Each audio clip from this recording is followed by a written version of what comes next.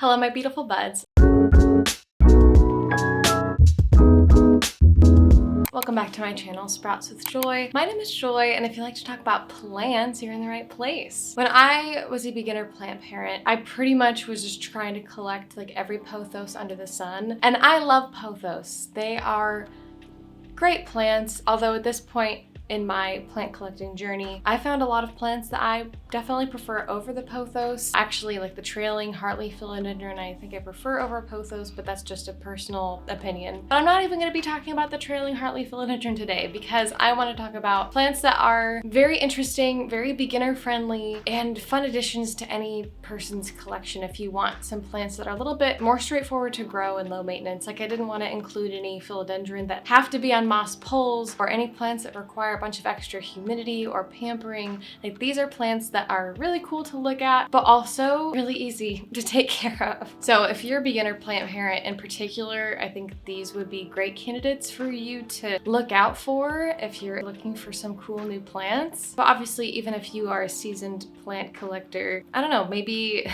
these will inspire you. The first plant I want to talk about is the ric-rac cactus. And wow, this guy is so fun and funky. And I've talked about this plant a few times on my channel, but it's definitely been at least like 6 months since I've addressed him. And as you can see, I mean, he has grown wild. Maybe I'll try to enter a photo or something of what he looked like when I first got him because he was tiny. But this plant has done nothing but just continue to grow, and I've literally done nothing to facilitate that growth. As far as care goes, this is all that I've done. Okay, ready? He's just to the side of a south-facing window, so he does get some direct light every day. For the most part, unless it's a super overcast day. I water him when they're not, I always struggle. What are these called? Fronds? They're not quite leaves. I can't remember. I remember looking it up at one point, but I've completely forgotten.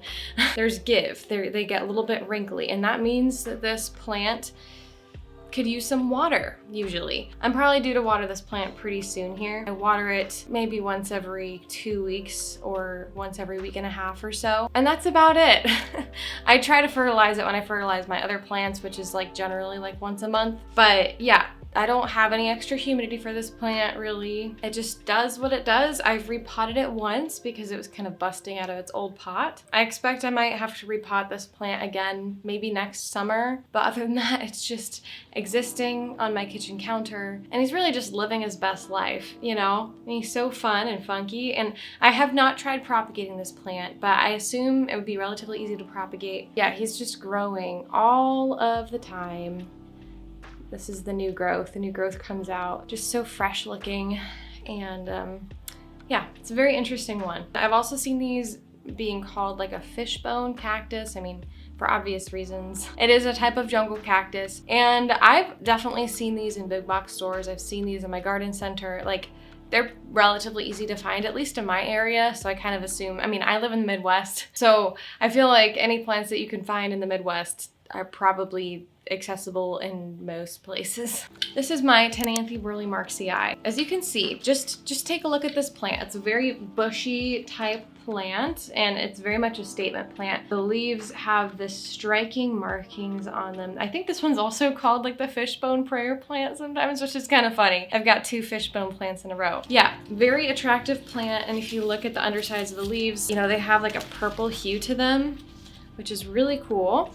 And this is a part of the Maranthaceae family, which generally speaking, a lot of people would not recommend plants from the Maranthaceae family for beginners. I tend to disagree because it just depends on which one you pick. Other plants in the Maranthaceae family would include like marantas, calatheas, gypertias, stromanthes, stuff like that. Ctenanthe is also a genus that is a part of that family. And in my experience, like if you want to get a prayer plant of some kind, let's be real, to beginners, to people just getting into the hobby, I mean, I'm sure that you've already seen plants much like this. You know, these plants are very, very attractive, but not all of them are super beginner friendly because some of them tend to be a little bit more finicky and they take a while to acclimate to your environment. They might have some extra needs or, you know, be more particular about watering schedules and watering consistency. So for that reason, I wanted to include this one because this ctenanthe burle-marxii is definitely my easiest plant from the Maranthiaceae family, but it still has like the beautiful characteristics of the family that we all love so much. So if you're a beginner or you're looking for relatively easy and low maintenance plants to take care of, this is absolutely one that you should keep an eye out for. I feel like ctenanthe in general are probably more low maintenance than some other plants from the Maranthiaceae family, but the ctenanthe burle-marxii, especially in my experience, has just been so easy.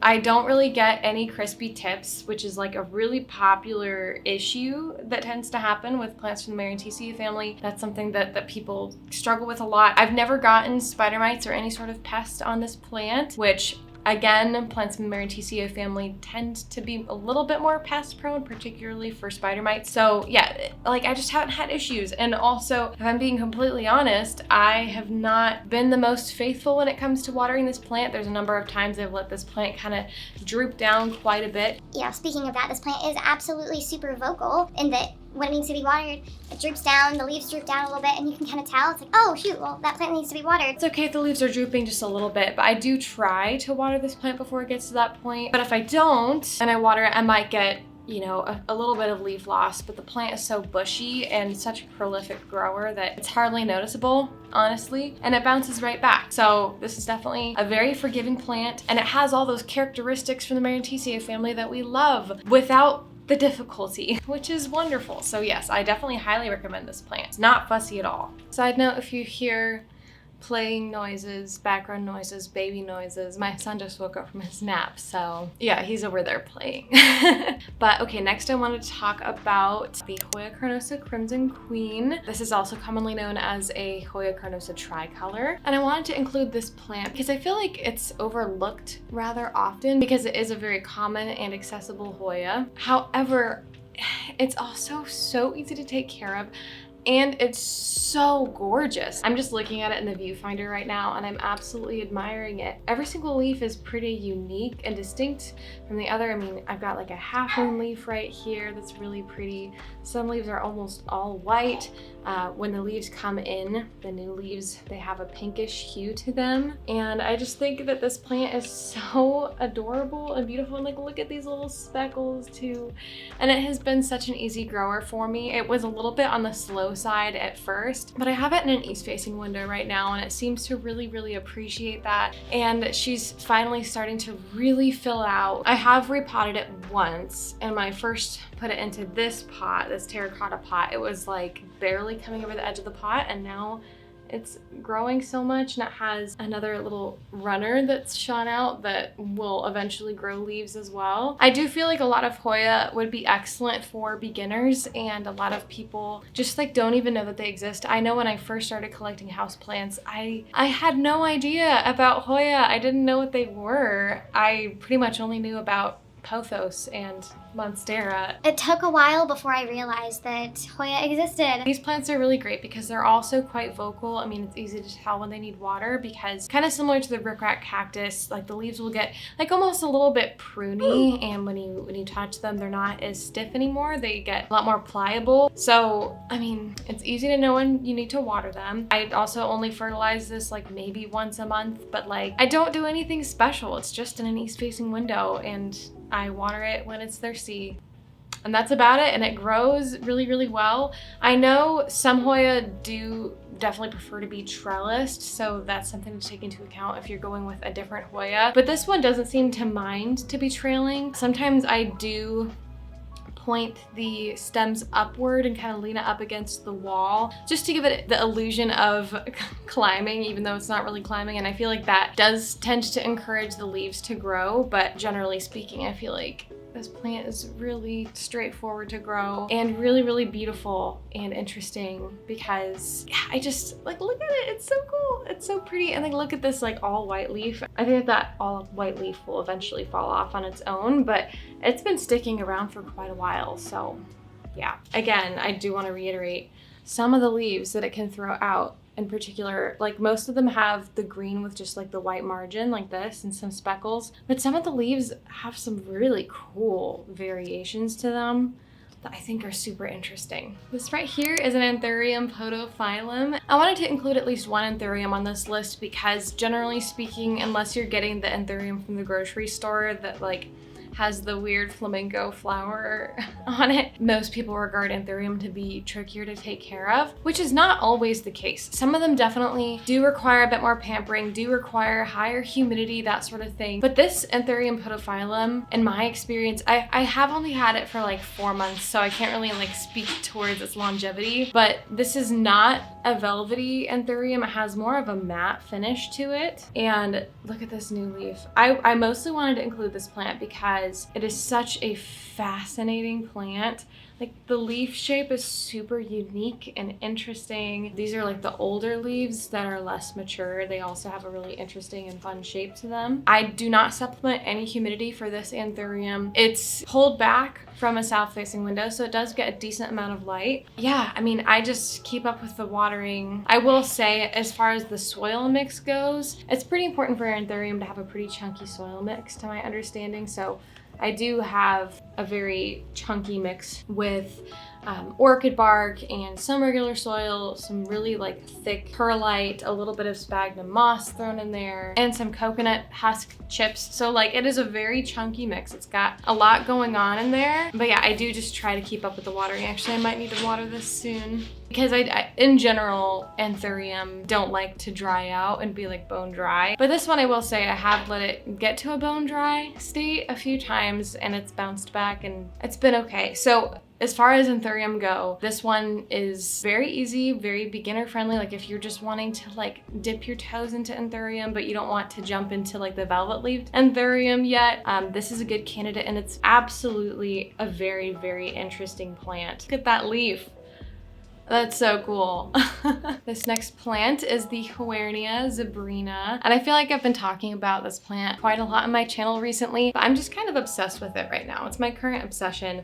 It's a type of succulent and it is capable of flowering, and the flowers, I think this plant's also commonly known as like a lifesaver cactus or a lifesaver plant because the flowers look like lifesavers. They're really fascinating looking plants, but like, just, it's so cute. I love it. I think that some people might overlook this plant at the plant store because it's not like variegated and super eye-catching. It can kind of blend in. But when you really look at the plant close up, the spines and the way that it grows are just so fun, and like the growth pattern, like look at how it's just kind of spilling over the pot. And this plant, let me tell you, has been ridiculously easy to take care of. It's another vocal plant where if you kind of like pinch it just a little bit, it'll give more when it's thirsty. It gets a little bit pruny looking. Right now, I just watered it, so it's like very rigid. But yeah, I mean, that's pretty much it. I do have it underneath a pretty strong grow light. And generally speaking, cacti and succulents do like to have more light than not. So I would recommend just sticking this in a south-facing window or like a west-facing window or under a grow light if you have one, and just like watch it grow and go crazy. I mean, I have not had a negative experience with this plant yet. Like I haven't had any pests. I haven't, not to say that it doesn't get pests, but personally I have not had any pests, and all I've really had to do is water it. Again, fertilize it like my other plants, and I'm not concerned about anything else with it. It's also really easy to propagate too. Like if a piece of it breaks off on accident, which has happened to me, I just stuck it back into the soil and it like rooted really easily, just right there in the soil. So that's another positive to the plant, is that it's just easy to propagate and share with friends. This is not the kind of succulent that was popular in the 2010s, you know, like the echeverias that were literally everywhere and we were all told they were super, super easy, but they actually weren't. No, like this one's actually quite easy to take care of in my experience. Okay, this next plant right here, this is not normally where I keep it, by the way. This is my Sanseveria sayuri. I'm pretty sure all Sanseveria have been reclassified to Dracaena, but like if you're in a plant store, that's most likely what they're gonna call it. And it is a snake plant, so if you're familiar with the term snake plant, that's what that is. But I'm gonna get it out of the basket, I think. There we go. I just feel like you can get a better look at the actual plant, but look at how cool this is. So it's still a snake plant, and I'm not necessarily like the biggest snake plant fan in general, but look at, okay, first of all, this one has so much new growth. So that's new growth right there. There's new growth here. Like you can kind of tell because it's like a lighter color. There's new growth right here as well. And over here, like, this plant is so cool. Here, look, just get a closer look. It's such a beautiful color. It's not like a super intense green. It's a little bit more muted, and it has some light variegation on it, like these streaks of white. And the margins of the plant are also like a little bit more reddish brown, if you can see that. Yeah, I really, really love this plant. Oh my gosh, it's so pretty. Look at that.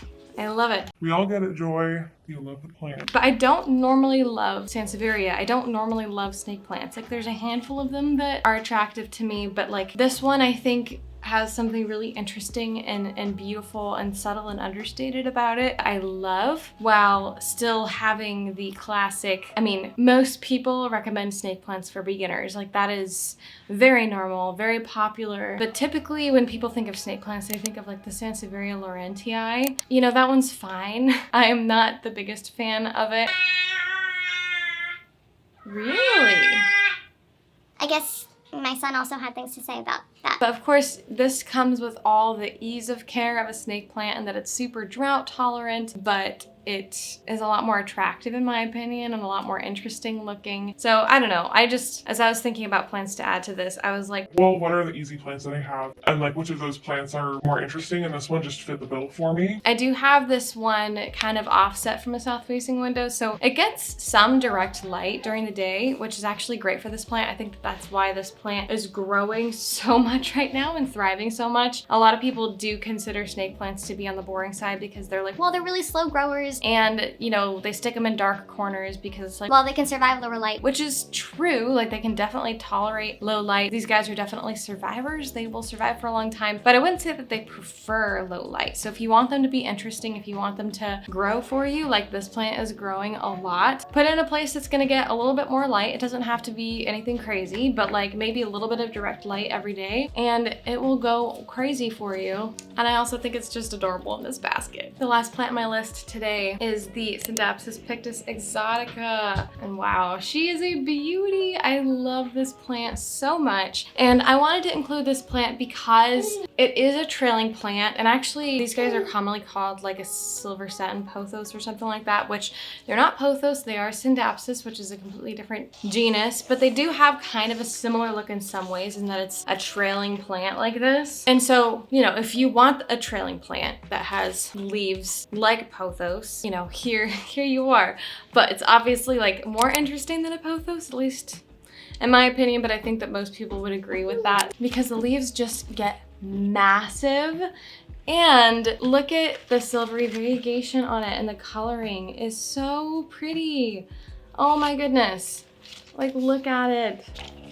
It's beautiful. Are you kidding me? And of course, based on the criteria, it's a super easy grower. I've never had a pest on this plant. I have it just offset from like a west facing window and maybe like 12 feet away from a south facing window. So it gets maybe more medium light, not like a whole lot of direct light or anything like that. And scindapsus are really nice because when they start getting thirsty, the leaves start curling in a little bit. I don't let it get too crazy curled because they don't like that, and they'll lose leaves if you let them get like super curled up, you know, like bone dry basically. But if you water them like right when they start to curl up just a little bit, and you feel the soil and the soil and you feel the soil and the soil is dry, it's like, okay, well, time to water this plant. And yeah, that's pretty much all I do. And I have propagated it a few times. It's relatively easy to propagate, maybe not quite as easy to propagate in terms of success rate as pothos, but still like relatively easy, in that you just chop where there's a node, stick it in some water or sphagnum moss or something like that, and it should root fairly easily and